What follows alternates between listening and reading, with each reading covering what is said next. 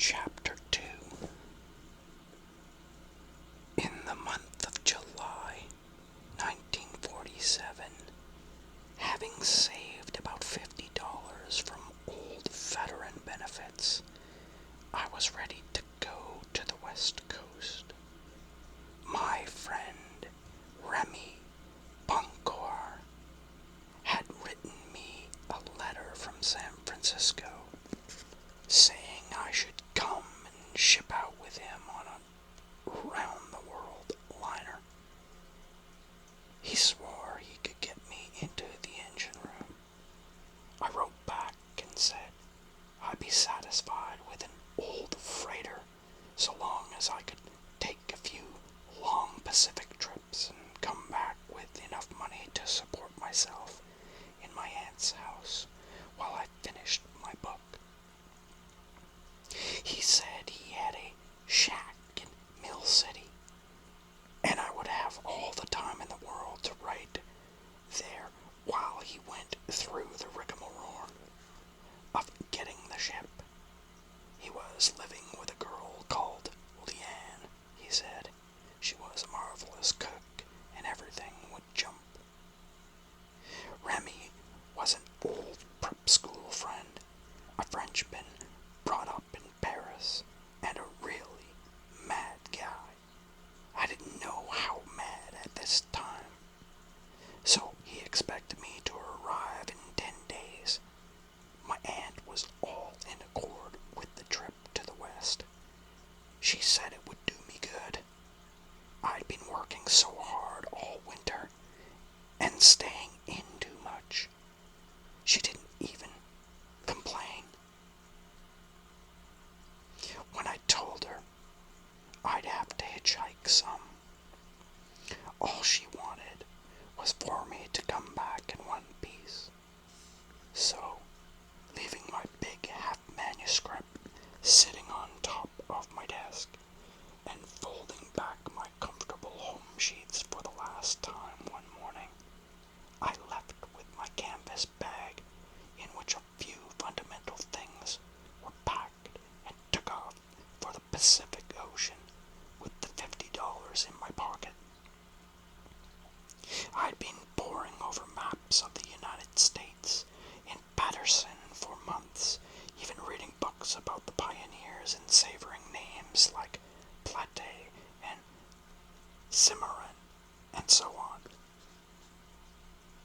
And on the road map was one long red line called Route 6 that led from the tip of Cape Cod clear to L.A., Nevada, and there dipped down to Los Angeles. I'll just stay on 6 all the way to Eli, I said.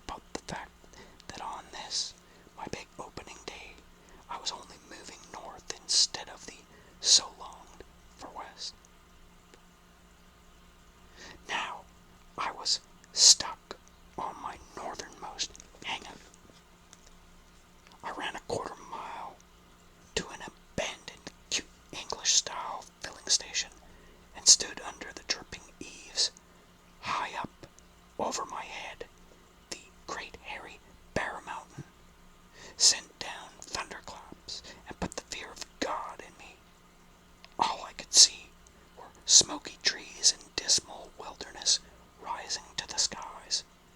What the hell am I doing up here? I cursed. I cried for Chicago. Even now, they're all having a big time. They're doing this. I'm not there. When will I get there? And so on. Finally, a car stopped at the empty filling station. The man and the two women in it wanted to study a map. I stepped right up and gestured in the rain. They consulted. I looked like a maniac, of course, with my hair all wet, my shoes sopping, my shoes, damn fool that I am, were Mexican, huaraches, plant-like, sieves not fit for the rainy night of America and the raw road night. But the people let me in and rode me north to Newburgh, which I accepted as a better alternative than being trapped in the bare mountain wilderness all night. Besides, said the man, there's no traffic passes through 6. If you want to go to Chicago, you'd do better going across the Holland Tunnel in New York and head for Pittsburgh. And I knew he was right. It was my dream that screwed up the stupid hearthside idea that it would be wonderful to follow one great red line across America instead of trying various roads and routes. In Newburgh, it had stopped raining. I walked down to the river, and I had to ride back to New York in a bus with a delegation of school teachers coming back from a weekend in the mountains. Chatter, chatter, blah, blah, and me swearing for all the time and the money I'd wasted and telling myself I wanted to go west, and here I've been all day and into the night going up and down, north and south, like something that can't get started. And I swore I'd be in Chicago tomorrow, and made sure of that, taking a bus to Chicago, spending most of my money, and didn't give a damn just as long as I'd be in Chicago tomorrow.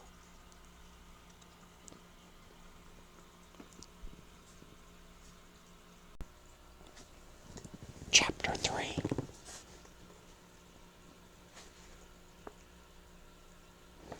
It was an ordinary bus trip with crying babies and hot sun and country folk getting on at one pen town after another till we got on the plain of Ohio and really rolled up by Ashtabula and straight across Indiana in the night.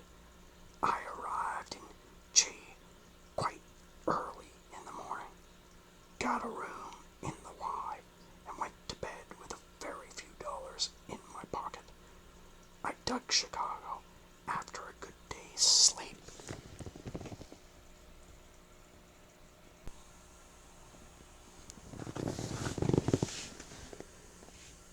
The wind from Lake Michigan, pop at the loop, long walks around South Halstead and North Clark, and one long walk after midnight into the jungles, where a cruising car followed me as a suspicious character. At this time, 1947, Bob was going like mad all over America. The fellows at the loop blew, but with a tired air, because Bob was somewhere between its Charlie Parker ornithology period and another period that began with Miles Davis. And as I sat there listening to that sound of the night which Bob has come to represent for all of us, I thought of how my friends from one end of the country to the other, and how they were really all in the same vast backyard, doing something so frantic and rushing about. And for the first time in my life, the following afternoon, I went into the west. It was a warm and beautiful day for hitchhiking. To get out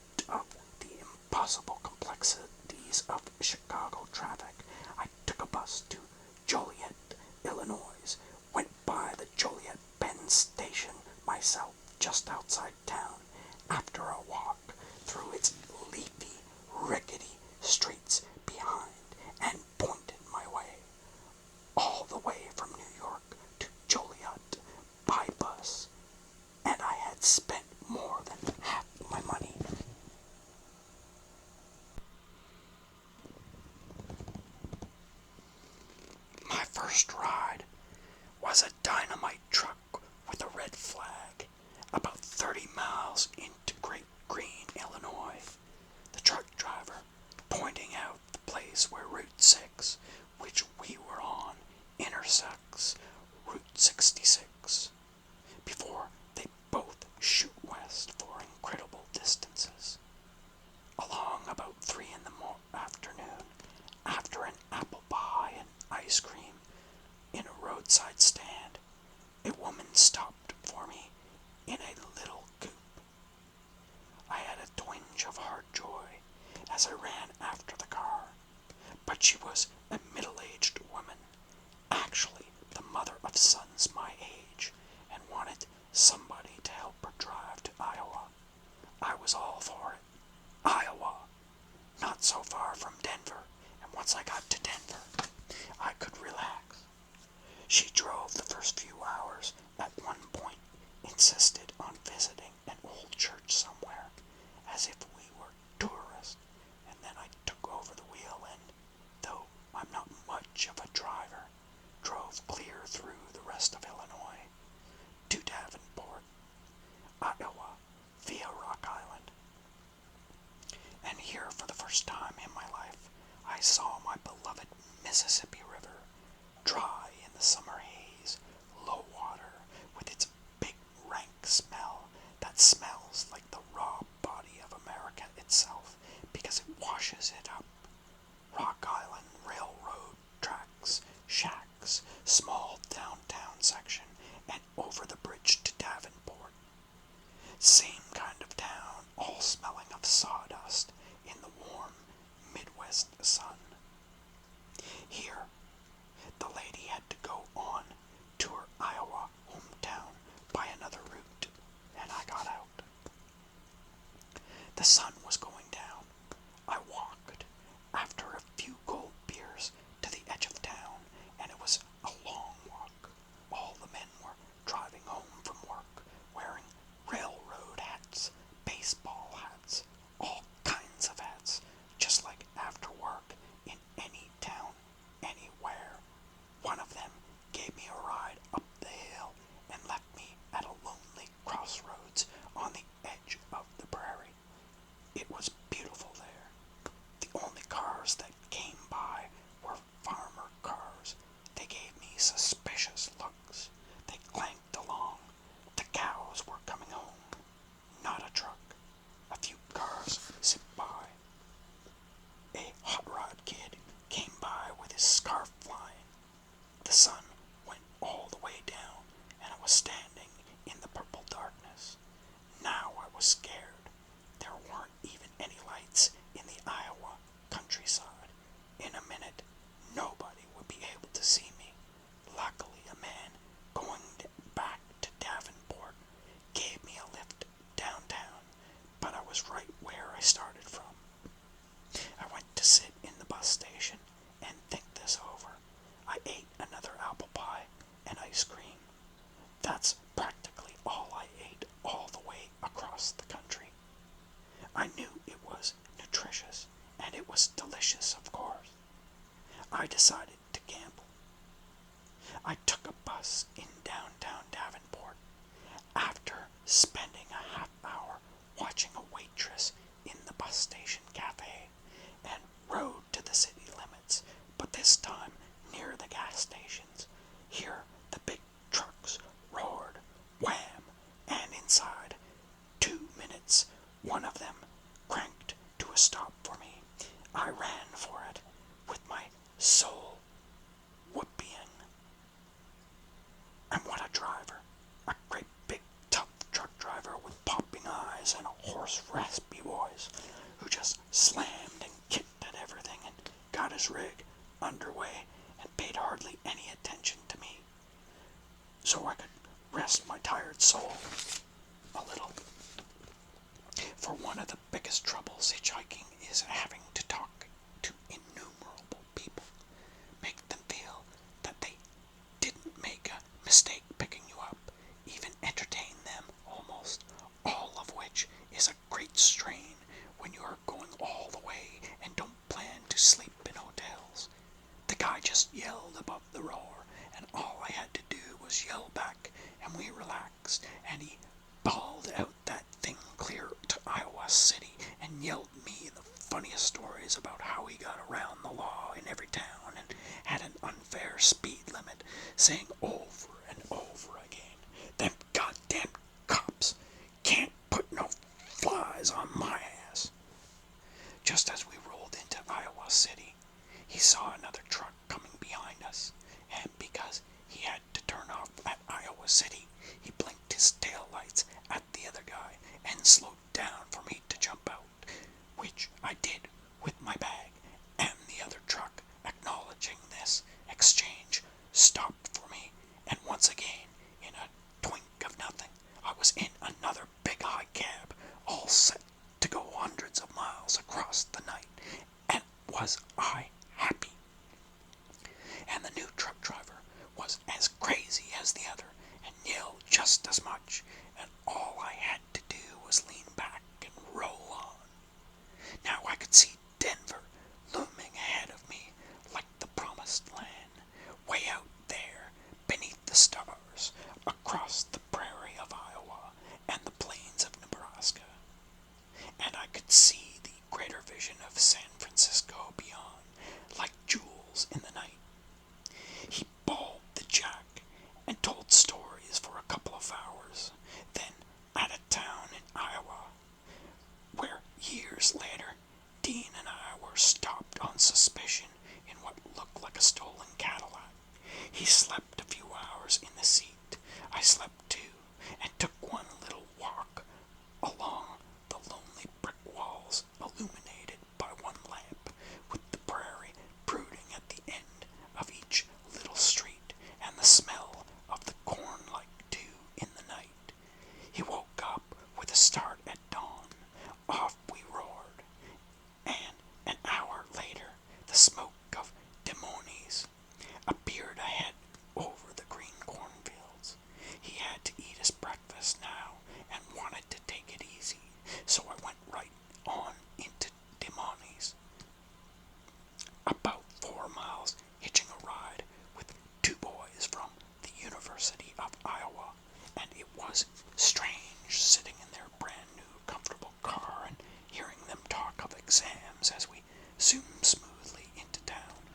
Now I wanted to sleep a whole day, so I went to the Y to get a room and didn't have any, and by instinct I wandered down to the railroad tracks, and there are a lot of them in Des Moines, and wound up in a gloomy old Plains Inn of a hotel by the locomotive roundhouse, and spent a long day sleeping on a big, clean, hard white bed with dirty remarks carved in the wall beside my pillow, and the beat pillow window shades pulled over the smoky scene of the rail yards.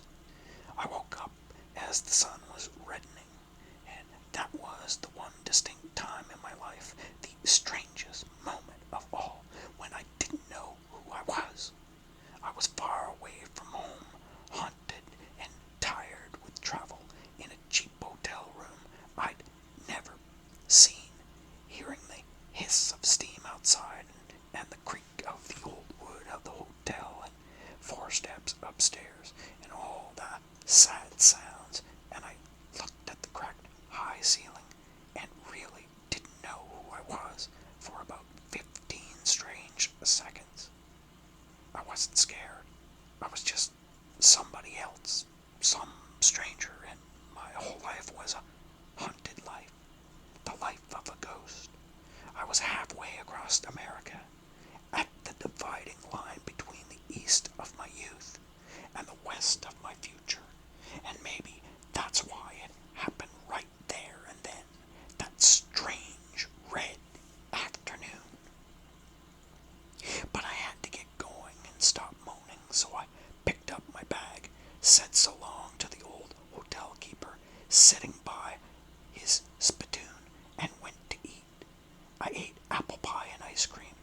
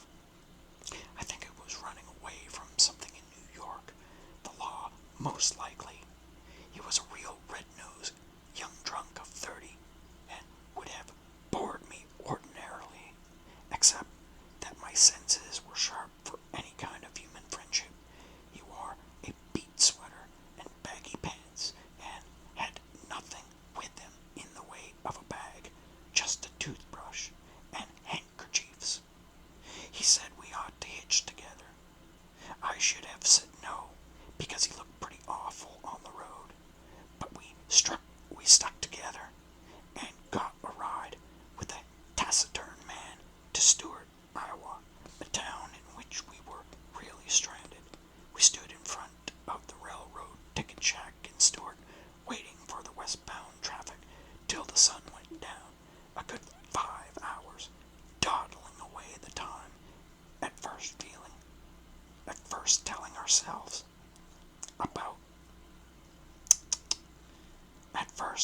about ourselves. Then he told dirty stories.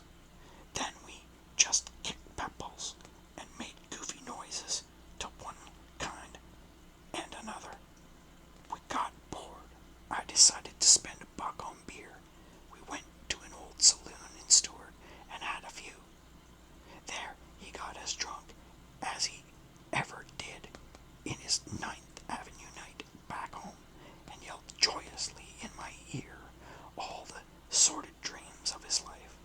I kind of liked him, not because he was a good sort, as he later proved to be, but because he was enthusiastic about things.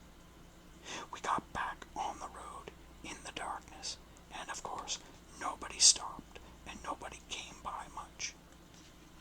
That went on until 3 o'clock in the morning. We spent some time trying to sleep on the bench at the railroad ticket office, but the telegraph clicked all night and we couldn't sleep. And big freights were slamming around outside. We didn't know how to hop a proper chain gang. We'd never done it before.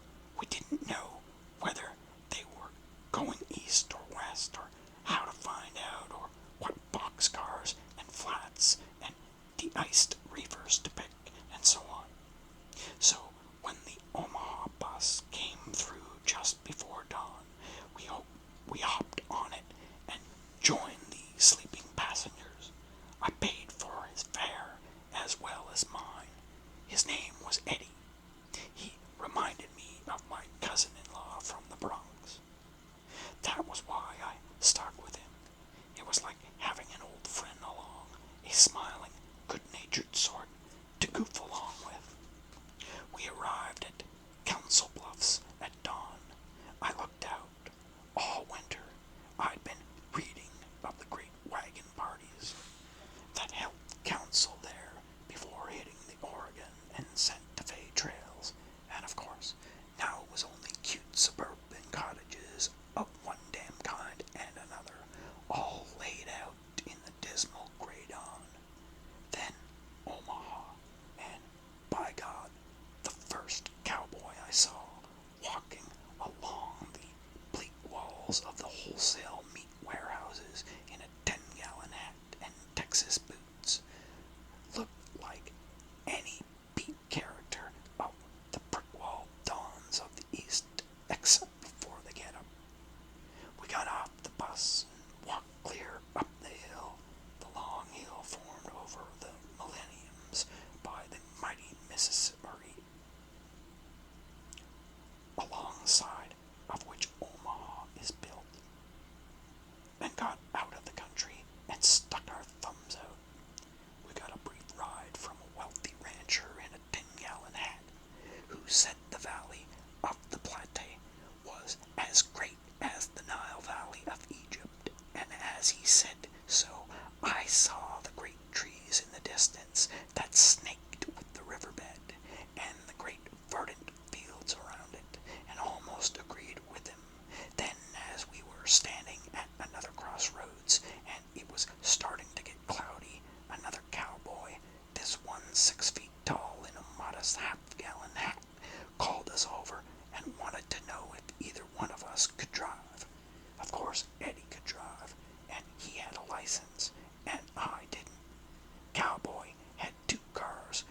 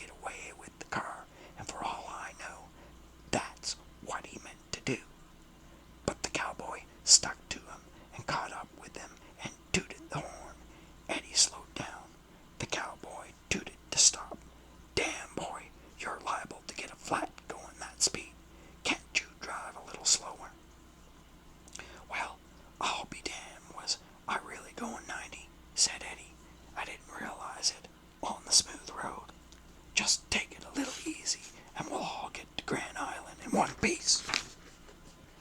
Sure thing. And we resumed our journey. Eddie had calmed down and probably even got sleepy, so we drove 100 miles across Nebraska, following the winding plateau with its verdant fields.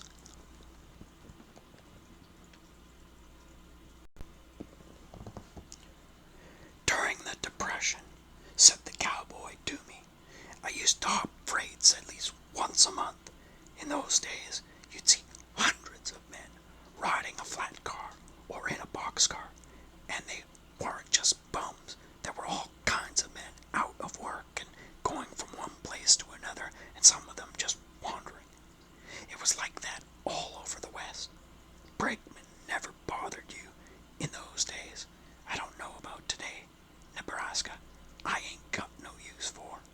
Why, in the middle 1930s, this place was nothing but a big dust cloud. As far as the eye could see, you couldn't breathe. The ground was black.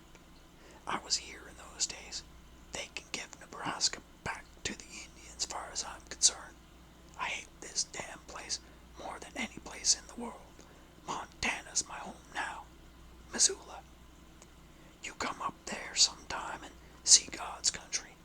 Later in the afternoon, I slept when we got tired of talking. He was an interesting talker.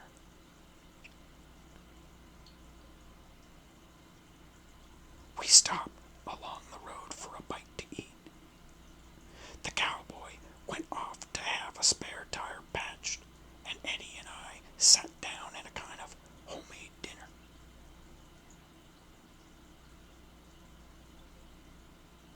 I heard a great laugh, the greatest laugh in the world, and here came this rawhide old-timer Nebraska farmer with a bunch of old boys into the diner. You could hear his raspy cries clear across the plains, across the whole gray world of them that day. Everybody else laughed with him. He didn't have a care in the world, and had the hugest regard for everybody. I said to myself, wham! Listen to that man laugh. That's the West. Here I am in the West. He came booming into the diner, calling Ma's name, and she made the sweetest cherry pie in Nebraska, and I had some with a mountainous scoop of ice cream on top. Ma, rustle me up some grub afore I have to start eating myself raw or some damn silly idea like that. And he threw himself on a stool and went, hi-yah, hi-yah, hi-yah, hi-yah, and throw some beans in it. It was the spirit of the West, sitting right next to me. I wished I knew this whole raw life, and what the hell he'd been doing all these years besides laughing and yelling like that. Whee! I told my soul, and the cowboy came back, and off we went to Grand Island. We got there in no time flat. He went to fetch his wife, and off to whatever fate awaited him, and Eddie and I resumed on the road. We got a ride from a couple of young fellows, wranglers, teenagers, country boys in a put-together jalopy, and were left off somewhere up the line in a thin drizzle of rain.